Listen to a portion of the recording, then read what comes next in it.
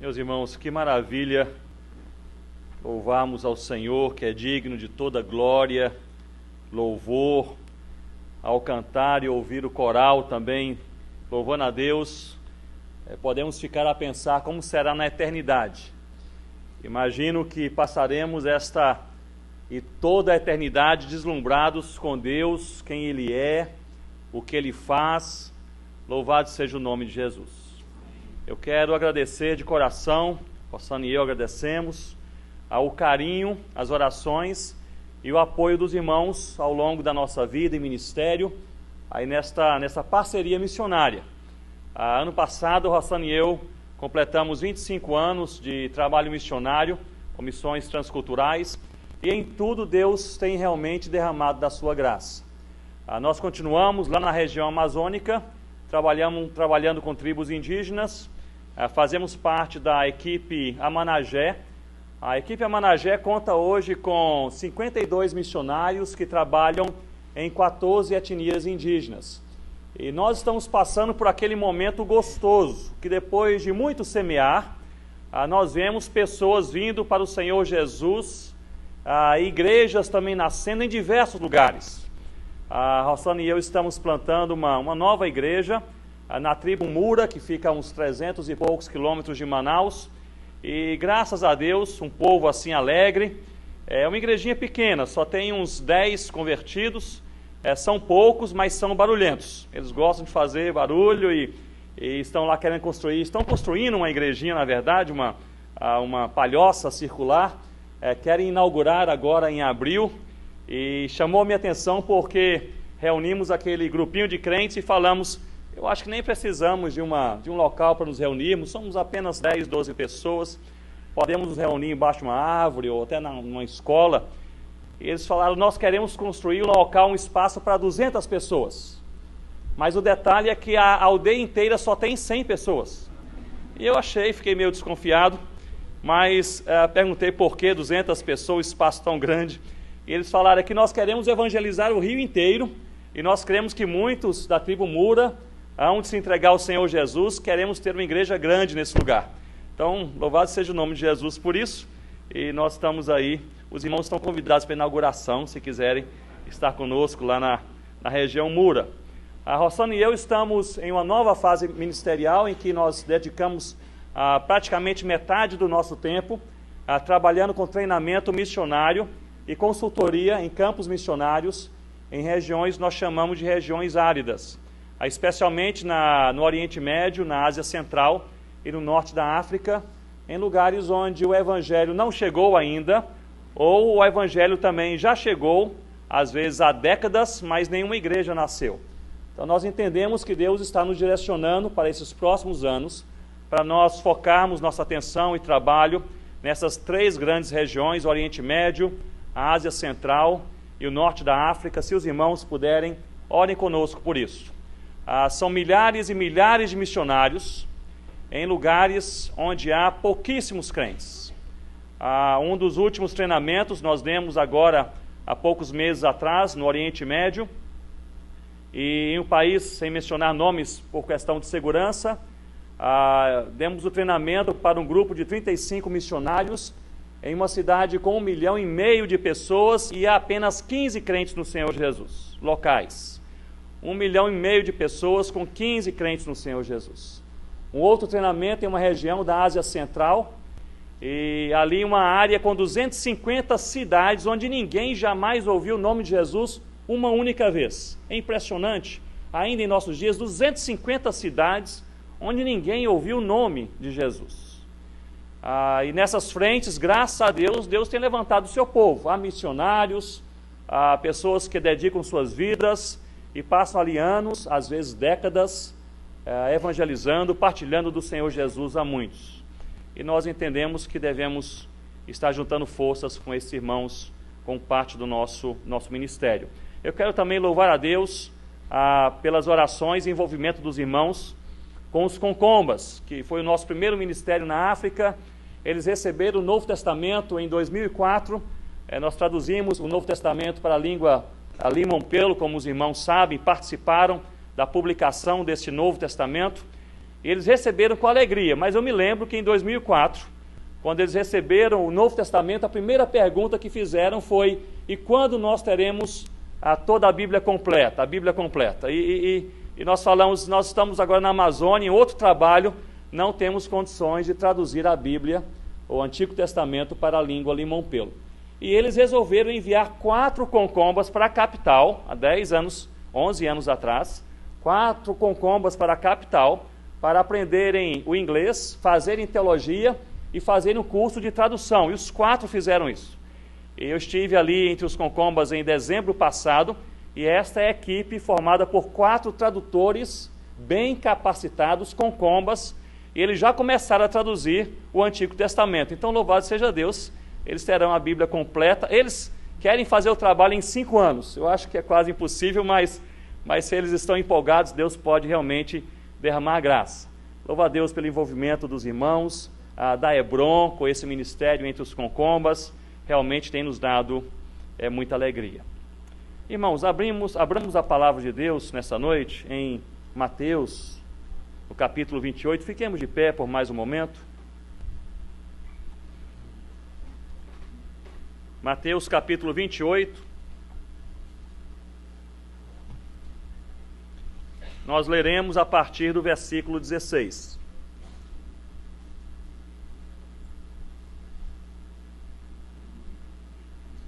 Nós nos encontramos aqui em um ponto depois da ressurreição de Jesus e antes do Pentecoste, em que Jesus se encontra com estes 11 discípulos, depois de ressurreto, em um ponto de encontro na Galileia que Jesus marcou, que Jesus designou. Mateus capítulo 28, no versículo 16, nós lemos assim: Seguiram os 11 discípulos para a Galileia, para o monte que Jesus lhes designara. E quando o viram, o adoraram, mas alguns, irmãos? Alguns duvidaram. Jesus, aproximando-se, falou-lhes, dizendo: Toda a autoridade me foi dada no céu e na terra. Ide, portanto, e fazei discípulos de todas as nações, batizando-os em nome do Pai, do Filho e do Espírito Santo, ensinando-os a guardar todas as coisas que vos tenho ordenado. Todos juntos. E eis que estou convosco todos os dias, até a consumação do século. Louvado seja o nome do Senhor Jesus. Ó Deus, nós lemos a Tua palavra uma vez mais. E nós Te louvamos porque esta palavra é a palavra do Senhor. E é a palavra de um Senhor que é vivo, que é soberano, controlador de todas as coisas e o Salvador das nossas vidas. Nós Te louvamos, ó Deus, porque dentre tantas verdades, talvez a mais clara que carregamos a cada dia é da nossa total dependência do Senhor para todas as coisas. Para ler a palavra, compreender a palavra, viver a palavra, para sermos transformados. Sem o Senhor, ó Deus, o que seria de nós? Onde estaríamos? Mas no Senhor somos filhos do Eterno, salvos para o louvor da Tua glória. Ó Deus, uma vez mais nós olhamos para a Tua palavra e para o Senhor, o Deus da palavra, e rogamos que o Senhor mesmo, no Teu Santo Espírito, que está presente e que habita a Tua igreja, possa nos convencer do caminho a tomar, possa nos convencer do arrependimento e possa encorajar aqueles que estão desanimados. Em nome do Senhor Jesus, amém, ó Deus. Amém. Podem se assentar, irmãos, com as suas Bíblias abertas comigo, por favor. Em Mateus capítulo 28. Como eu mencionei, nós nos encontramos aqui entre a ressurreição de Jesus e bem antes do Pentecoste. Os discípulos se encontram, os 11 discípulos, com o Senhor Jesus em um lugar designado por Ele. Eles recebem a mensagem que Jesus, que eles haviam visto crucificado, e eles estavam lá, convencidos que de fato Jesus havia morrido. Eles viram o sangue derramado, eles ouviram o último suspiro, não havia nenhuma dúvida de que Jesus estava morto. E Jesus morreu deixando uma promessa, e a promessa que Jesus deixou é que ele iria ressuscitar. Estes discípulos, neste momento, não haviam ainda se encontrado com Jesus ressurreto. Eles recebem a mensagem pelas mulheres que Jesus os convida a com eles se encontrarem em um monte da Galileia. E ali eles chegam. E o texto que nós lemos é justamente este encontro daqueles 11 discípulos com o Senhor Jesus vivo, ressurreto. E o versículo 16 chama a minha atenção, pois ele diz que seguiram os 11 discípulos para a Galileia, para o monte que Jesus lhes designara. Jesus marca o encontro, Jesus tem um plano, Jesus faz o convite. No versículo 17 nós lemos que quando os discípulos viram a Jesus, adoraram, mas alguns duvidaram. E esta frase, mais alguns duvidaram, talvez mais do que qualquer outra que eu me lembre, na palavra de Deus, expressa bem a natureza do nosso coração, do seu coração e do meu coração. Por natureza, nós somos incrédulos. Por natureza, nós duvidamos. Por natureza, nós vemos a salvação de Deus e as maravilhas de Deus e nós não reconhecemos Deus. Se não fosse Jesus, estaríamos perdidos.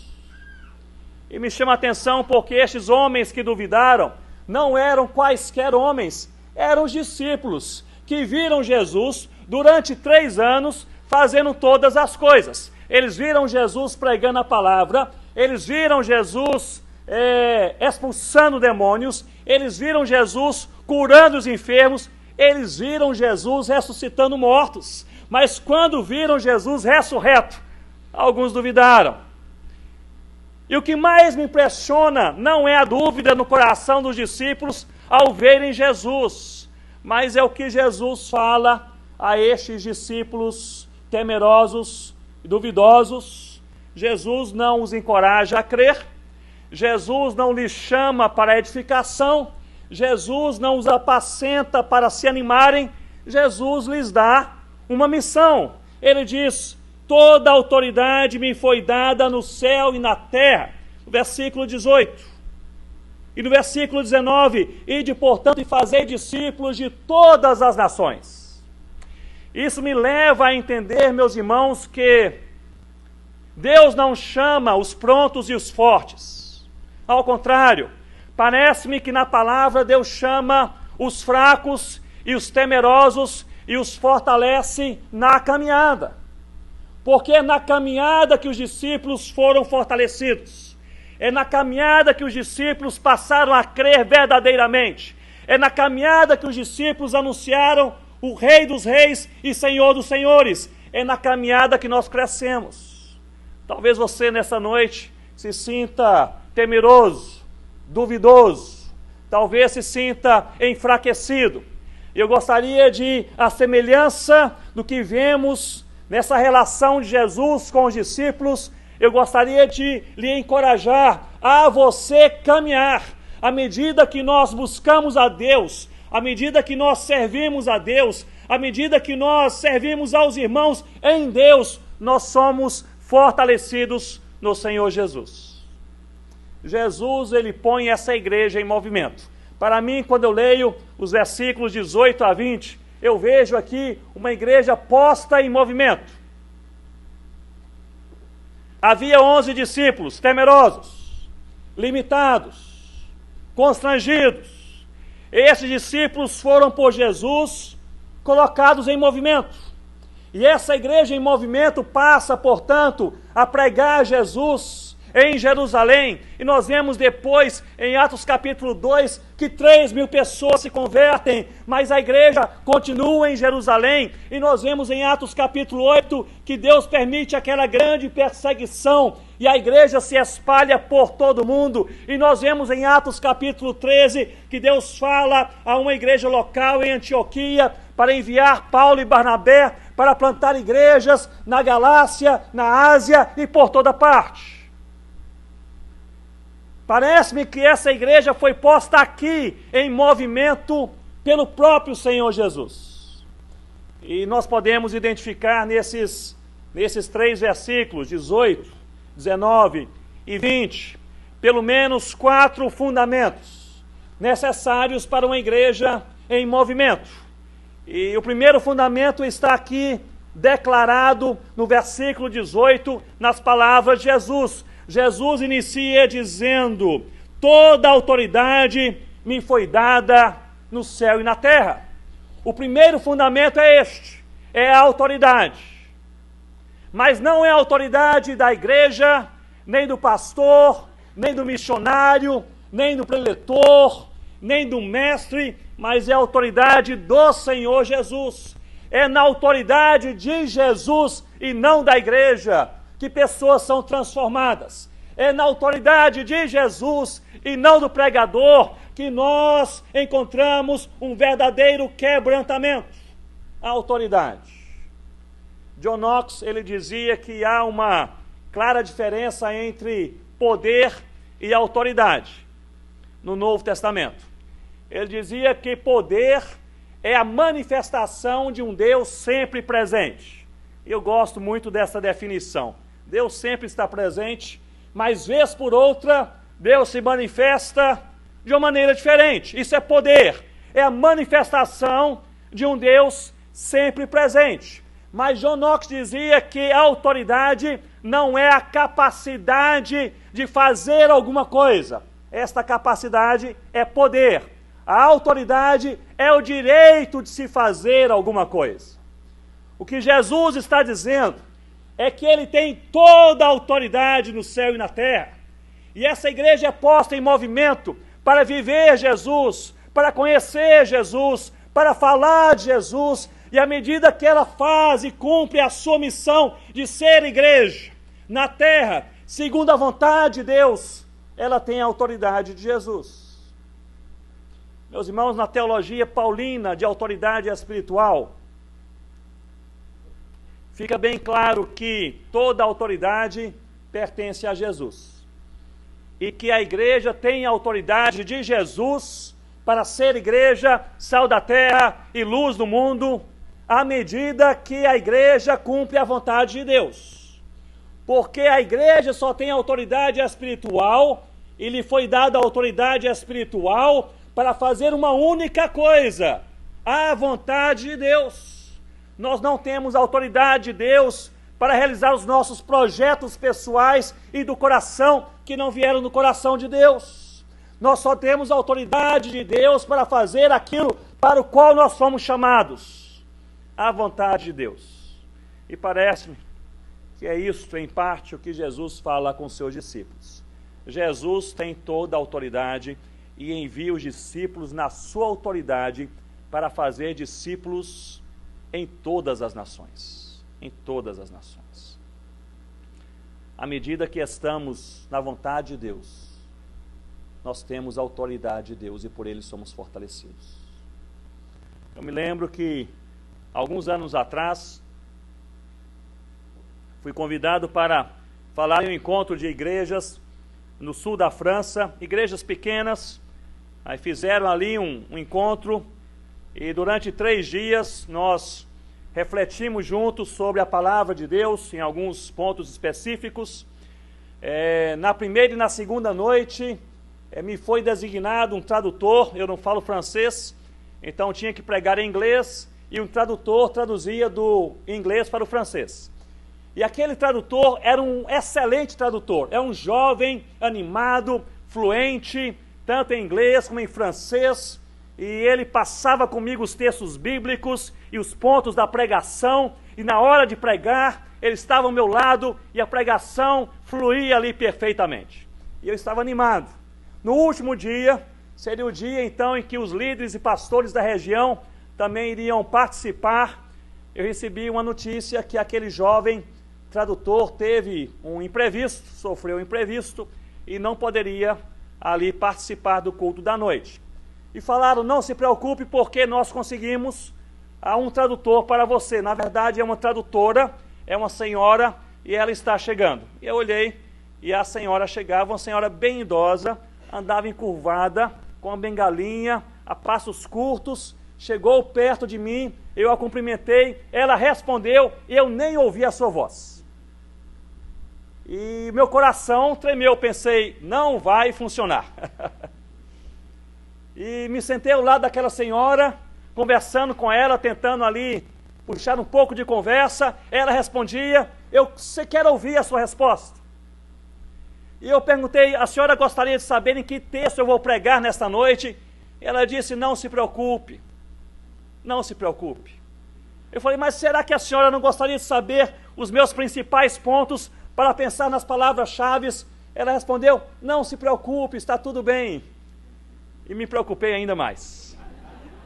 Na hora da mensagem, fui chamado ao púlpito, ajudei a senhora a subir ao púlpito, ela colocou a sua bengala de lado, com a mão trêmula, ajeitou o microfone, eu comecei a falar, e aquela mulher se agigantou naquele púlpito. Jamais vi uma tradução tão perfeita como aquela em toda a minha vida. Eu falava, ela traduzia, no final daquele sermão, bem empolgado e que eu estava, eu às vezes terminava a frase em inglês, ela terminava comigo em francês, lado a lado. E ao sentar-me com aquela senhora, agradeci pela sua tradução, e ela disse, pastor Ronaldo, que interessante, sempre eu sou fortalecida quando estou fazendo a vontade de Deus. Louvado seja o nome do Senhor. É assim que Deus faz conosco. Sempre somos fortalecidos quando estamos fazendo a vontade de Deus. Quando aquela mulher saiu, o organizador daquele congresso disse, Ronaldo, você conhece aquela mulher? Eu disse, não. Ela era a tradutora do Billy Graham, na década de 70, quando ele vinha à França pregar nas cruzadas. Na década de 70. Deus ainda fortalecia. Meus irmãos, a autoridade é do Senhor. Somente Jesus tem autoridade no céu e na terra, pois Ele diz que tem toda a autoridade. E Ele reveste a sua igreja, você e eu, com esta autoridade especial e espiritual do Senhor Jesus, para fazermos uma única coisa, a vontade de Deus. O primeiro fundamento dessa igreja em movimento é justamente a autoridade, e a autoridade é de Jesus. O segundo fundamento eu vejo no versículo 19.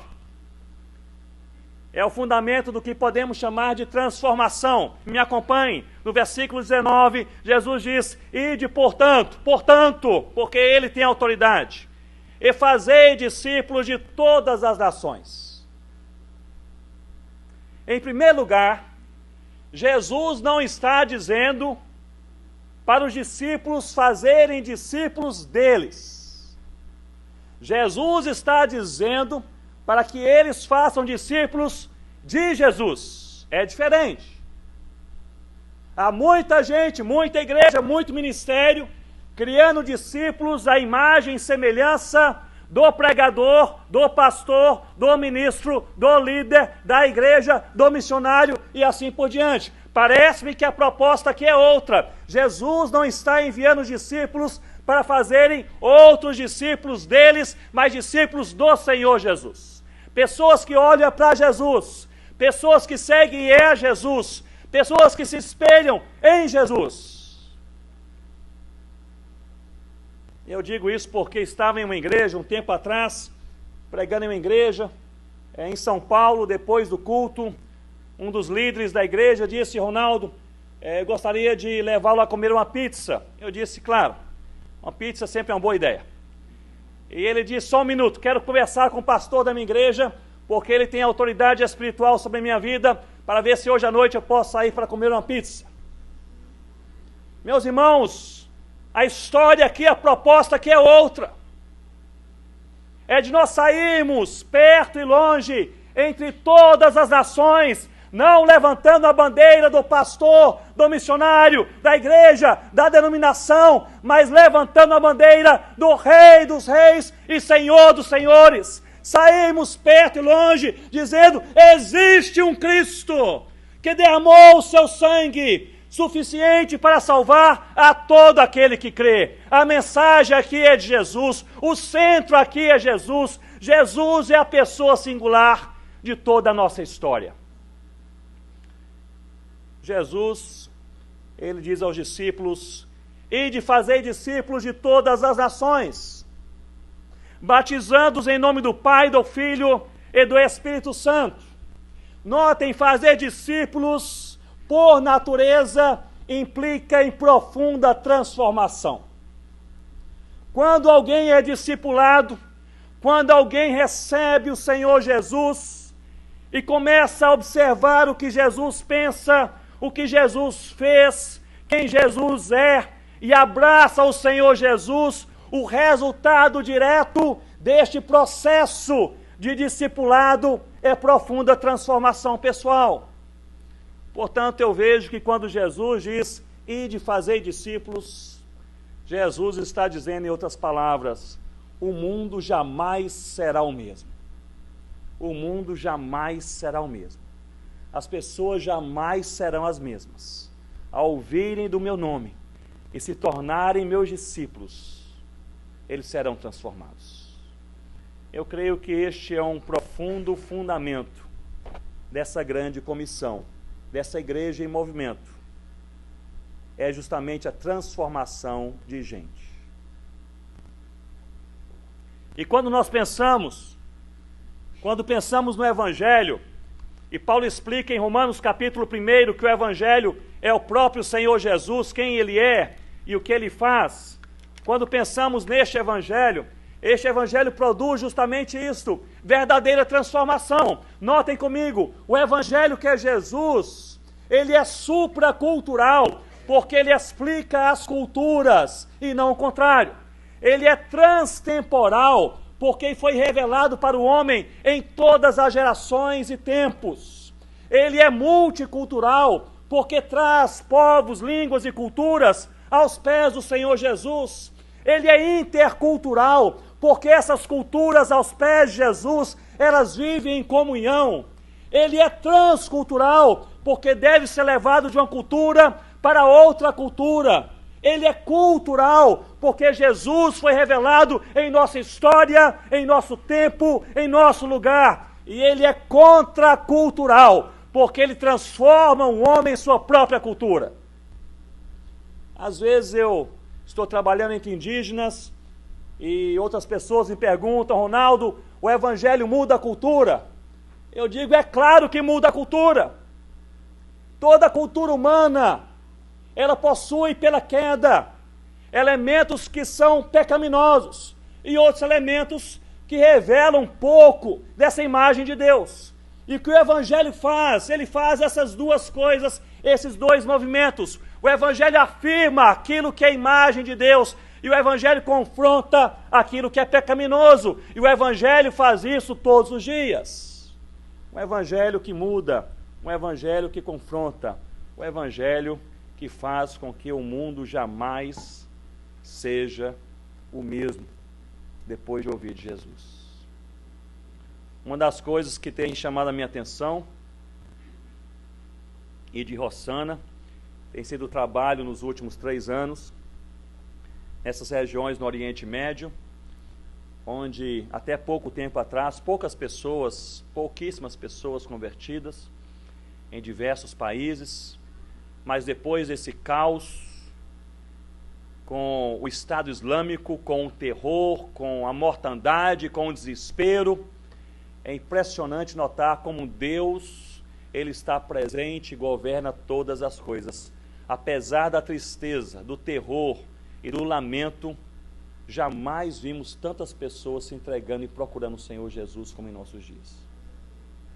Estava em um ponto, alguns meses atrás, a 30 quilômetros de onde está o Estado Islâmico, no Oriente Médio, um dos pontos mais centrais.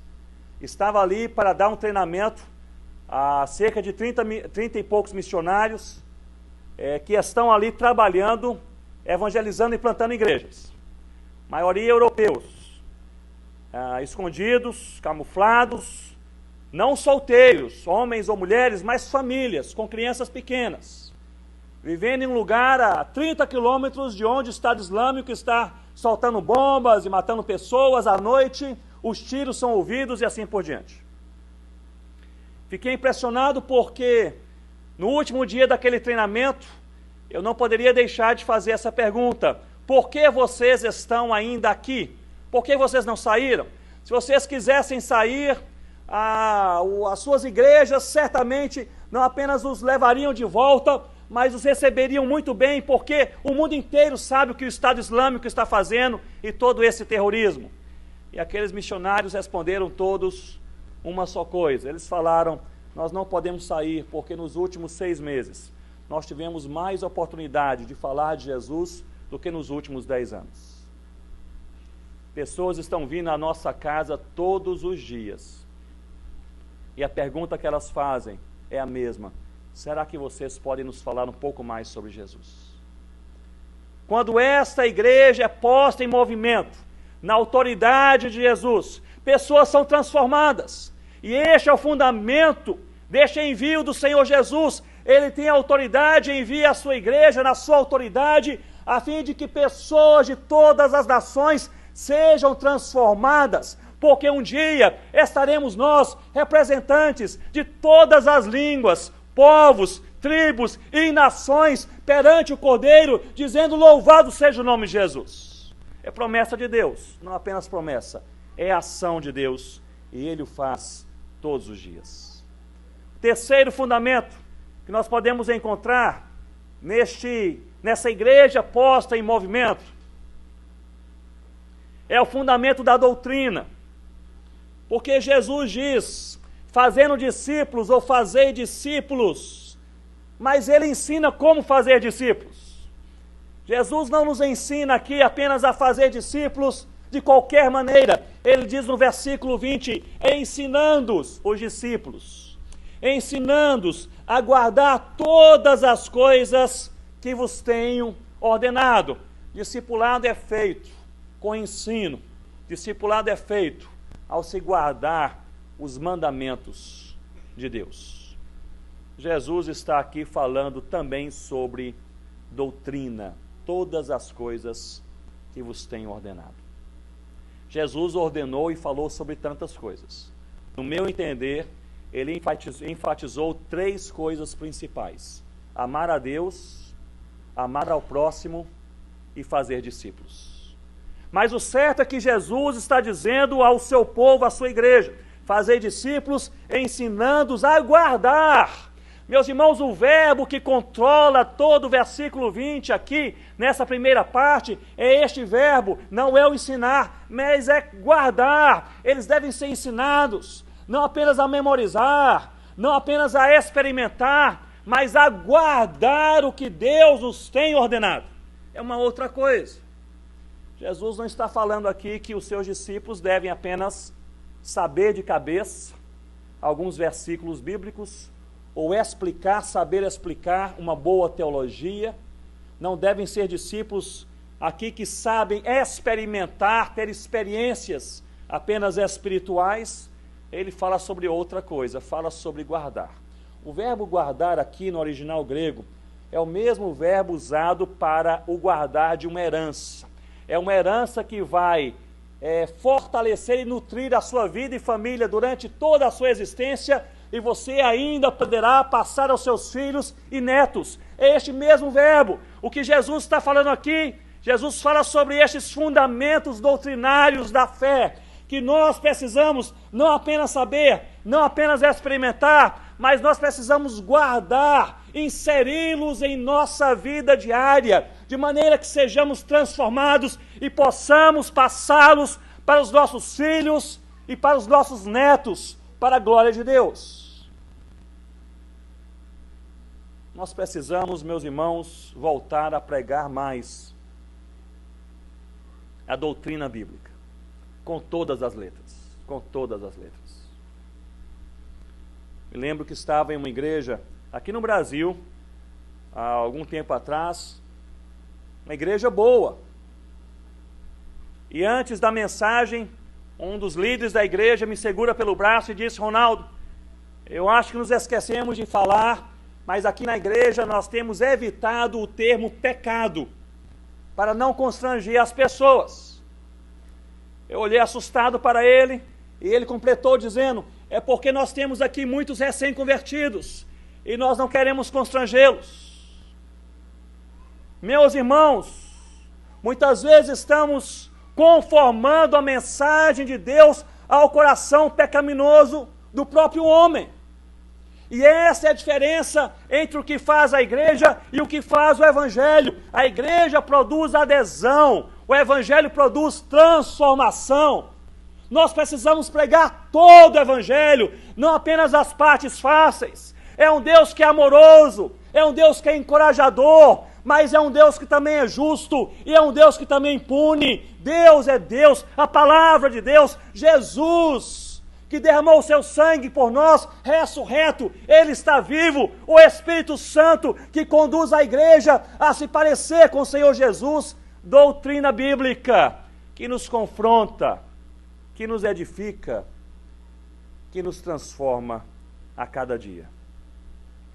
Se o primeiro fundamento é autoridade, se o segundo fundamento é transformação, terceiro, doutrina, eu creio que o quarto fundamento é segurança.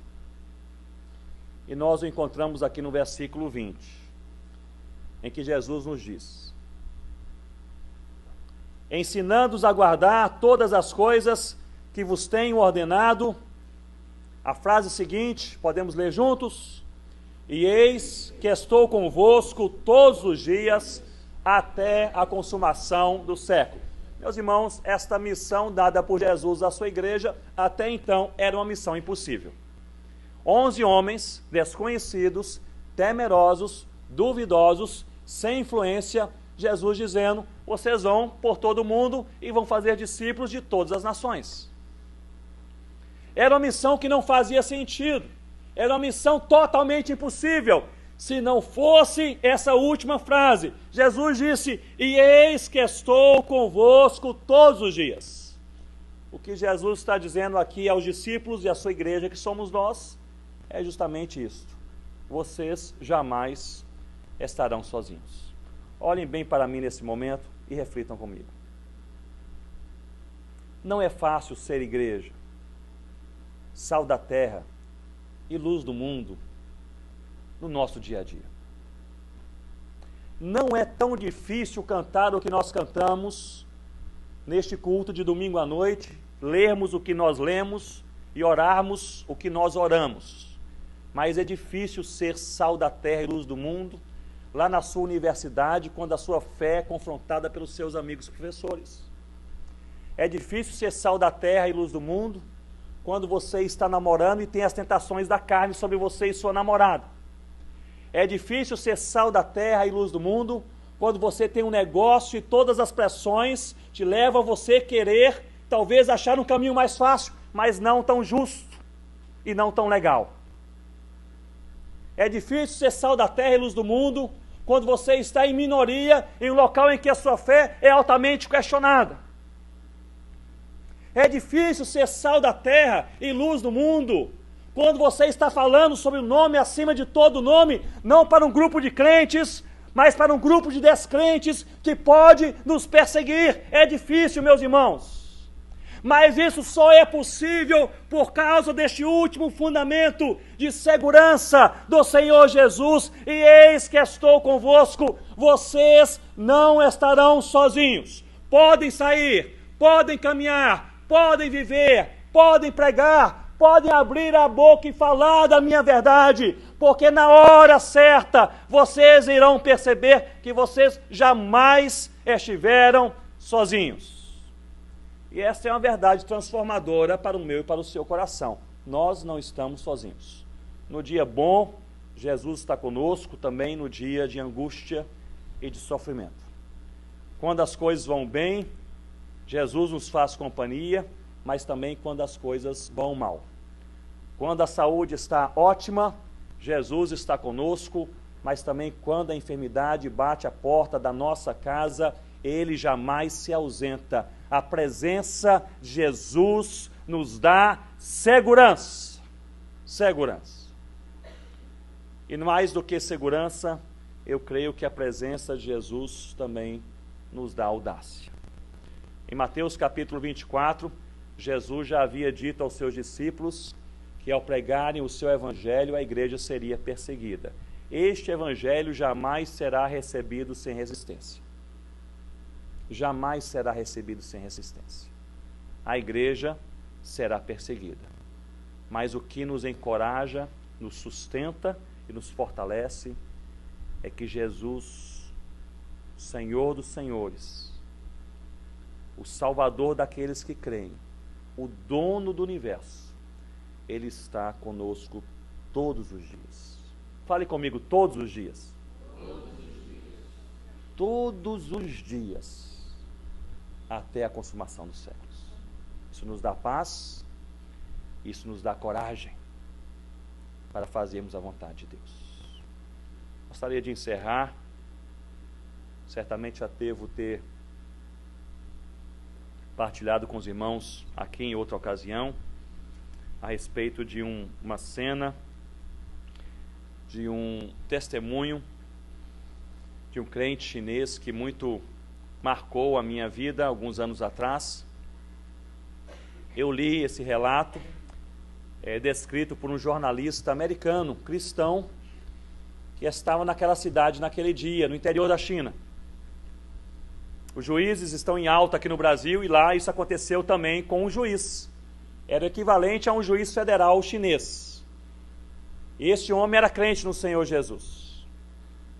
Não apenas era crente no Senhor Jesus, mas falava de Jesus quando podia. E todos toleravam que ele falasse de Jesus, porque era um homem justo e bom em toda a província. Até o dia em que ele começou a falar de Jesus no seu trabalho. E aí passou a ter problemas com o governo, com as pressões, foi advertido diversas vezes, e ele respondia dizendo: eu não posso me calar, eu não posso me calar. E continuava falando de Jesus no seu trabalho. Recebeu voz de prisão, e mais do que isso, resolveram fazer daquela prisão um modelo de intimidação para os cristãos em toda aquela província chinesa. O juiz morava em um canto da cidade e a prisão ficava no outro lado da cidade. Anunciaram que o juiz seria preso em um dia de semana, durante a tarde, em que aquela cidade estava cheia de pessoas. Eles fecharam a avenida principal daquela cidade e anunciaram que todos deveriam observar o que aconteceria.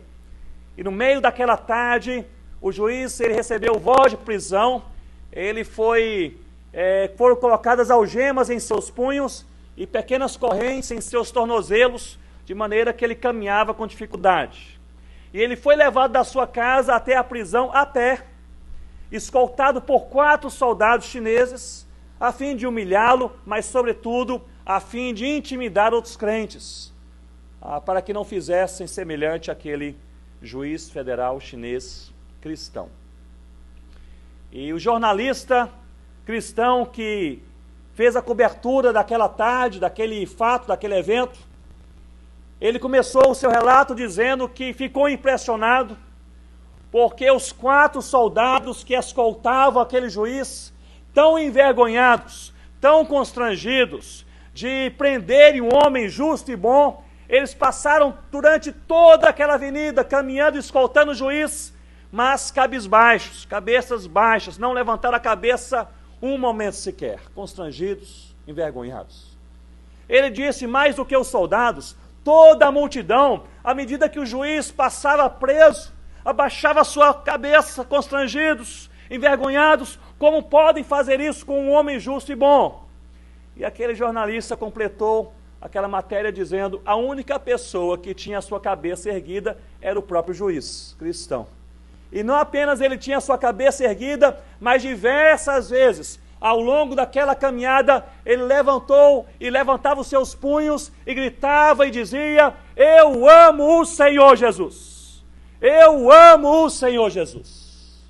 É aquilo que seria talvez um ato de intimidação, foi talvez aquilo que Deus usou para despertar a fé em tantas e tantas pessoas.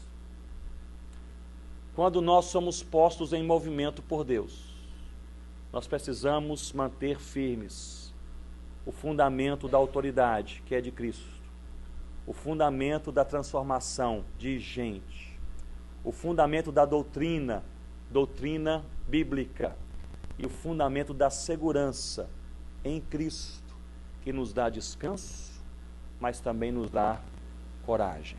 Vamos orar? Curva sua cabeça, oremos ao Senhor. Talvez você queira orar comigo nesse momento por isso, que Deus nos dê mais descanso e mais coragem. Para aqueles que estão desanimados, ou talvez angustiados, ou passando pelo dia mal, que Deus dê descanso no Senhor Jesus. E para nós, e que estamos a cada dia nessa caminhada de aprendizado com Cristo, que Ele nos dê também coragem para sermos crentes, para agirmos como crentes, para falarmos do Senhor Jesus. Fiquemos de pé nesse momento e oremos ao Senhor.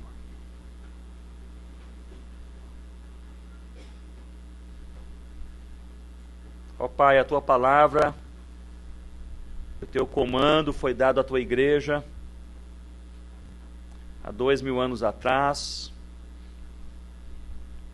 Nós somos hoje a Tua igreja pela Tua graça, pelo sangue derramado do Cordeiro Jesus, que não permaneceu morto, mas está vivo. Que o Senhor nos ajude, como igreja na terra, em nossa geração, e neste lugar, no Recife, e onde o Senhor nos colocar, que o Senhor nos ajude a caminharmos no reconhecimento de que toda autoridade pertence ao Senhor. Nos ajude a caminhar, ó Deus, convictos de que a Tua palavra é suficiente para transformar a gente, perto e longe, e transformar a cada dia os nossos próprios corações. Que o Senhor nos ajude a nos agarrarmos e guardarmos o tesouro da doutrina bíblica para nós e também nossos filhos. E que o Senhor nos ajude a termos segurança em Cristo, que está conosco todos os dias.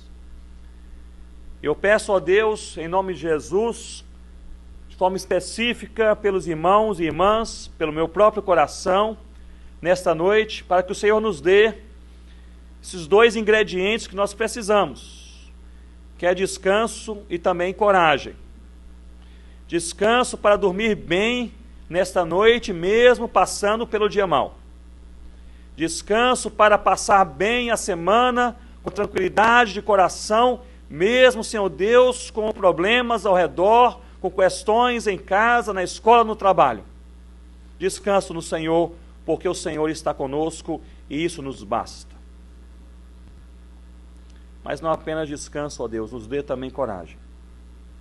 E perdoa-nos, Senhor Deus, quando nós temos mais coragem para fazer negócios do que para falar de Jesus.